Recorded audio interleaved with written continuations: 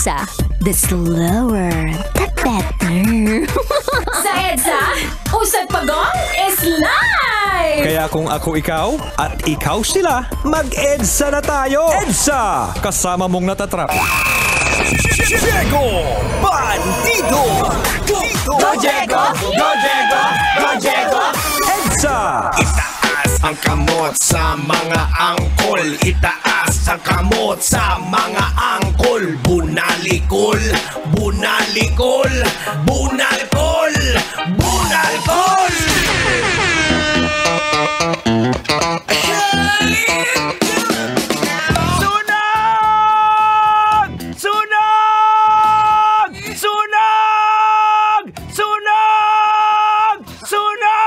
Practice lang.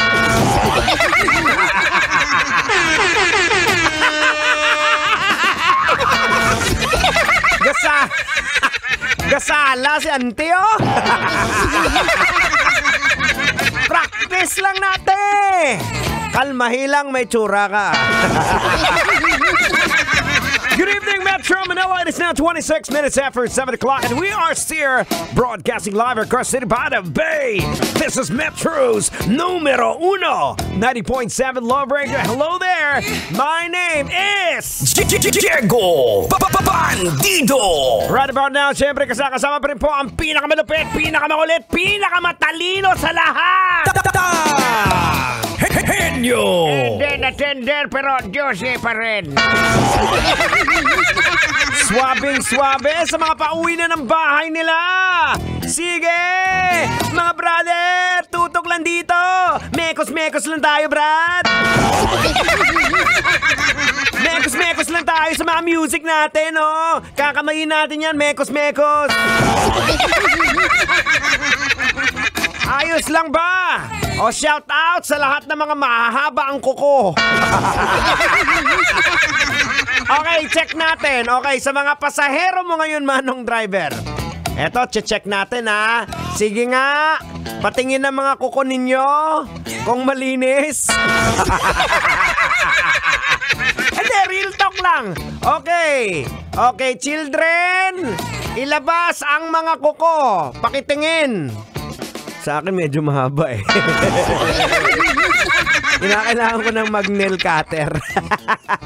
Pero napapansin nyo ba? Meron ka bang napapansin na nagpapahaba ng kuko sa kanyang hinliliit? Sa iyang kuluming-ing? Sa tingin mo, para saan yan? Ay, siyempre, ako alam, kabisado ko na kung para saan yan. Para saan, Tang? Eh di, siyempre, para pang sundot ng kulangot. Ay, abaw! Maloy ka! Clap your hands! Ang saya-saya! Clap your hands! Grabe! Pangsungkit sang mungit! Ay, abaw! Pero siguraduhin nyo lang kung mahaba yung kuko mo sa hiniliin, siguraduhin mo lang na malinis ilong mo. Kasi di ba sabi mo, para sa pagsungkit ng kulangot yan? Maluoy ka. Ay, nako, sa mga kabisyo po natin dyan, batiin muna natin lahat ng mga nakatutok sa atin. Lahat ng mga manong driver, especially ikaw, nasa kasagsagan ngayon ng EDSA.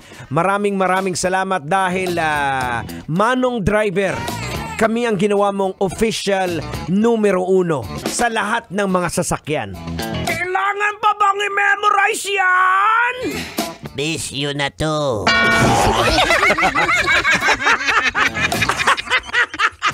Basic. Diba?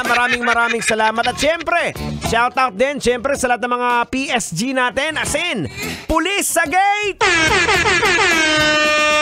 Mga manong guard sa may mga hawak-hawak ng matigas, maitim at mahabang batuta!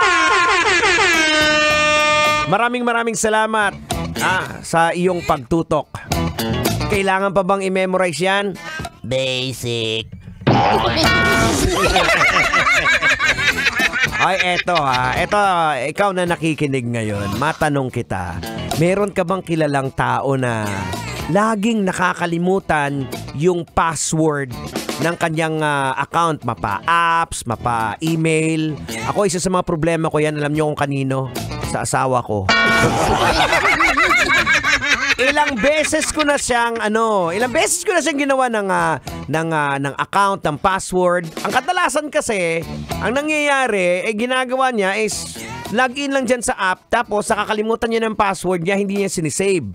So ngayon, pag na-log out siya sa app or sa Facebook, tatanungin niya kung ano nga password ko.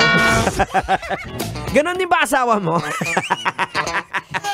Tapos kita sinikaran sa balay mo.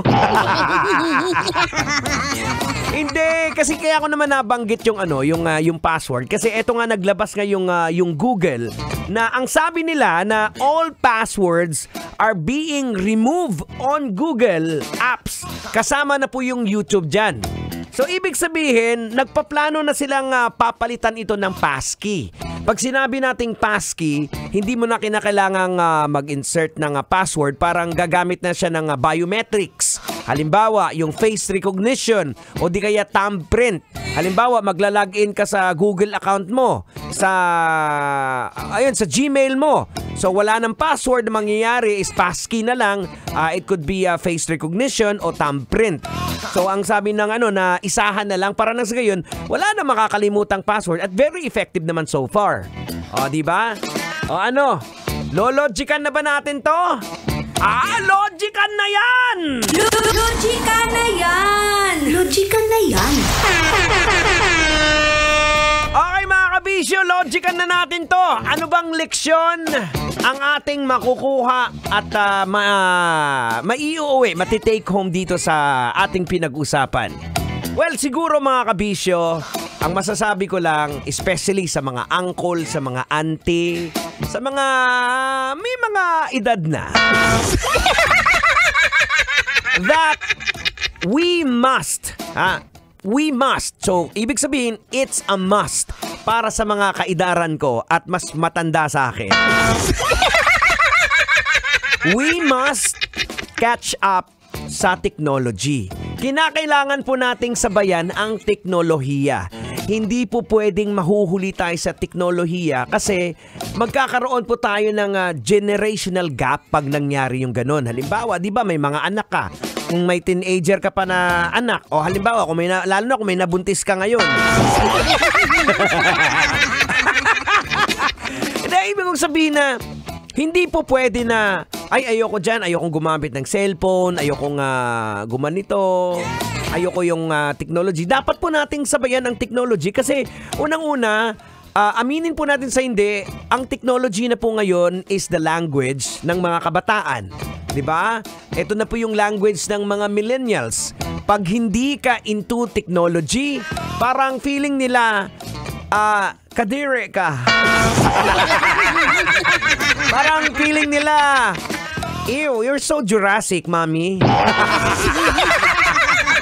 Kaya nga lagi kong sinasabi dito, dahil medyo nahuhuli na tayo, yung mga nanay, tatay na sa Facebook, yung mga bata wala na dun eh. Kung mapapansin mo, yung anak mo, nakikita ka bang nagpo-post?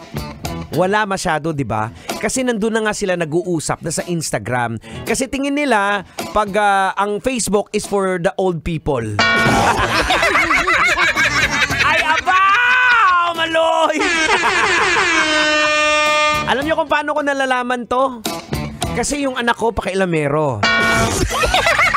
Ginagamit yung cellphone ko, nilalagin yung account niya sa cellphone ko.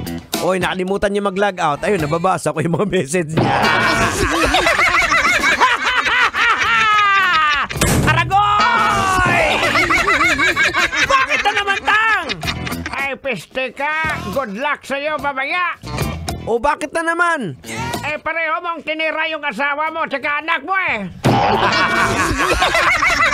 Okay lang, hindi naman yun sila nakikinig. Ay, gali, no? Basta may makahambal sila. So, yun mga kabisyo, again, hindi po tayo pwedeng pahuli sa teknolohiya. Hindi naman kinakailangan maging advanced, but of course, we have to catch up. Kinakailangan po nating habulin ito at hindi po tayo pwedeng mapahuli kasi Ito na po ang technology ngayon. Kaya maraming nai-scam dahil nahuhuli po sa technology dahil wala po tayong alam. Kaya, lamang ang may alam. Diba? Tama, Manong? O, kagaya ni Manong driver. Dapat matuto ka, dapat mong pag-aralan. Hindi po pwede, ay ayoko niyan, matanda na ako. Hindi. Ito na ngayon yung ito na ngayong panahon ngayon Dapat tayong sumabay. O, diba?